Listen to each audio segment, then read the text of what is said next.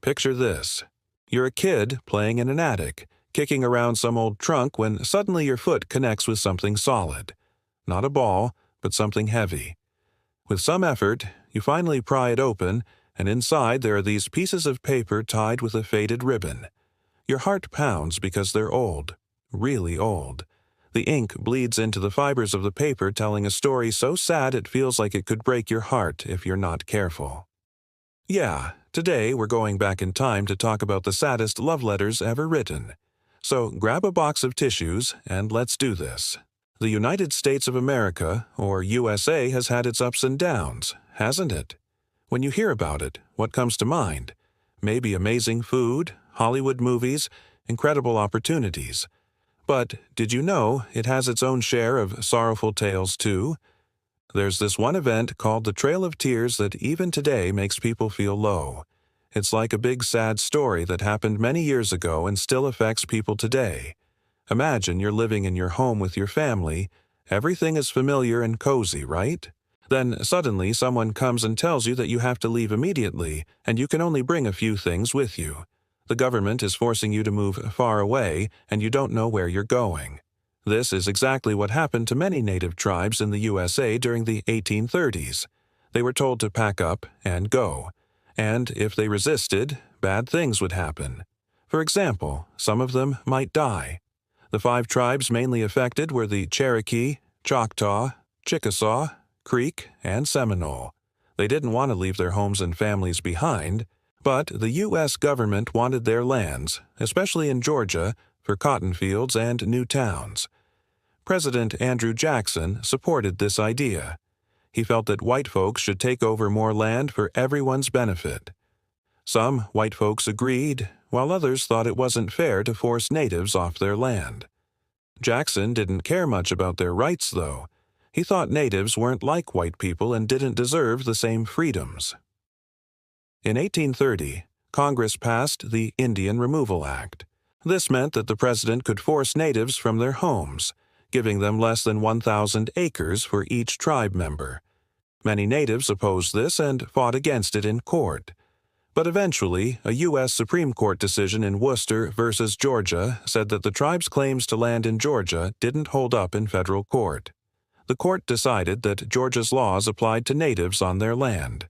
However, President Jackson didn't enforce this ruling, which made the situation worse. As time went on, the treaties kept getting broken. The pressure to move increased.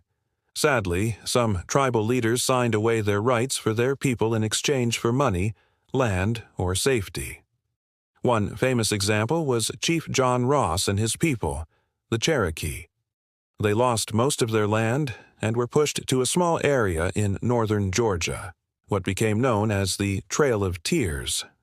Now imagine this. You've been working hard all your life to grow crops, raise animals, build a house, and live a peaceful life.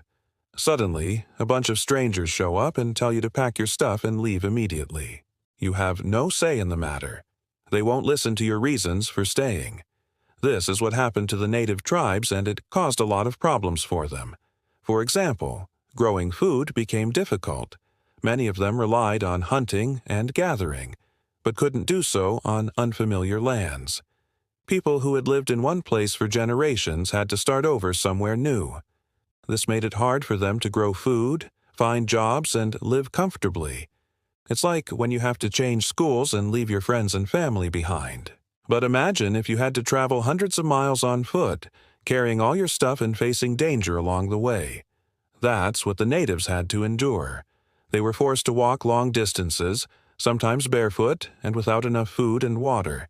Thousands of them died on this journey. It's like walking for days without shoes, food, or water, and it's hard to imagine how tough that must have been. But here's the thing. Even when they reached their destination, things didn't get better. Many of them ended up in places where the soil wasn't good for farming, the weather was harsh, and they often got sick. It was a big challenge for them to adjust to this new land, kind of like moving to a place where you don't know anyone and everything is different. Despite all this, some natives tried to hold on to their traditions. They taught their kids about their culture and language, sang traditional songs, and honored their beliefs. It's like when you miss your home a lot and find ways to remember and feel connected to it. However, not all natives reacted the same way. Some, like Chief John Ross, fought against the policy until the end. They didn't accept the treaties and kept demanding justice. Others, like Elias Boudinot and his newspaper, The Phoenix, tried a different approach. They supported the treaty and encouraged their people to adapt to the new situation. They believed that accepting the situation and making the best of it was important. But then came the turning point, the terrible event that changed everything forever, the Trail of Tears. Imagine being forced to leave your home, walking for a long time with almost nothing. Now picture yourself coming down with a fever, shivering, and feeling terrible. This is what happened to many natives, and it led to thousands of deaths. Today, we know that diseases like smallpox and measles were brought to the Americas by Europeans.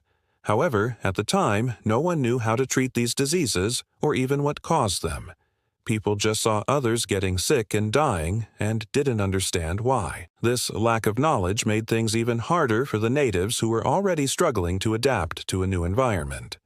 For instance, the Cherokee had their own healthcare system with herbal medicine and traditional practices. However, when they were forced to move, they couldn't use their traditional methods anymore. Instead, they had to rely on the limited medical knowledge and resources available to them in the new territory. This sudden change in environment and healthcare practices likely contributed to the spread of diseases among the Cherokee and other native tribes during the forced relocation. When the Cherokee were forced to move west in the 1830s, they faced extremely challenging conditions that significantly impacted their health and well-being. Here are some ways that these conditions specifically affected their health: malnutrition and starvation. The journey to the designated tribal lands was arduous and lengthy, and many Cherokee did not have sufficient food supplies. Prolonged periods without adequate nutrition weakened their immune systems, making them more susceptible to diseases. Lack of medical care. The Cherokee did not have access to proper medical care during their forced migration. The nearest medical facilities were far away, and the journey itself took precedence over seeking treatment for illnesses or injuries. Exposure to the elements. The Cherokee were forced to walk long distances on foot, often in harsh weather conditions. Exposure to sun, rain, cold, or heat without adequate shelter or protection took a toll on their physical health. Disease outbreaks. During their journey, the Cherokee were exposed to various diseases, including smallpox and measles, which were prevalent in the areas they traveled through. Lack of proper sanitation and limited access to clean water further contributed to the spread of infectious diseases. Psychological stress. The constant fear of violence, separation from loved ones, and the traumatic experience of being uprooted from their homeland caused severe psychological distress among the Cherokee. Chronic stress can weaken the immune system, making individuals more vulnerable to illnesses. Here's a little secret. History is full of stories that can feel like they happened yesterday. The Trail of Tears isn't just a story in a history book. It's a reminder that even strong people have struggles and that understanding the past helps us make the future better. Imagine a young student sitting in class listening to the teacher talk about the Trail of Tears. The teacher describes how the native tribes were forced to leave their homes and walk long distances to new lands. The student listens intently, but it all seems like a story from a different time and place. As the student grows older, they might hear about the Trail of Tears in the news or read about it in a newspaper article. Each time they encounter the story, it evokes a sense of sadness and anger, but it still feels distant and hard to connect with. One day, the student decides to visit a museum exhibit dedicated to the Trail of Tears. As they walk through the exhibit, they see artifacts from the native tribes, such as clothing, tools, and artwork. They also read personal stories of individuals who experience the Trail of Tears firsthand. The student begins to feel a connection to the past. It's no longer just a story. It's a tangible part of history that affected real people with hopes, dreams, and struggles just like everyone else. From that day on, the student carries the memory of the Trail of Tears in their heart. They become an advocate for preserving native cultures and ensuring that their stories are heard and honored. The student realizes that learning about the past is not just about memorizing facts, but understanding the struggles and resilience of those who came before us. By carrying the stories of the Trail of Tears into the future, the student ensures that the memory of those who suffered lives on and inspires positive change for generations to come. The Trail of Tears is a painful part of American history that should be remembered and learned from. We should teach it to our children so that such tragedies never repeat themselves. We can honor the strength and resilience of the indigenous peoples who endured this difficult journey by appreciating their cultures and advocating for their rights.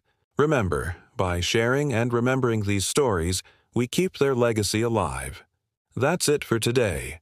If you like this video, hit that like button and subscribe for more updates. Let us know your thoughts in the comments below. Until next time, stay curious, keep asking questions, and never stop exploring. Thanks for watching.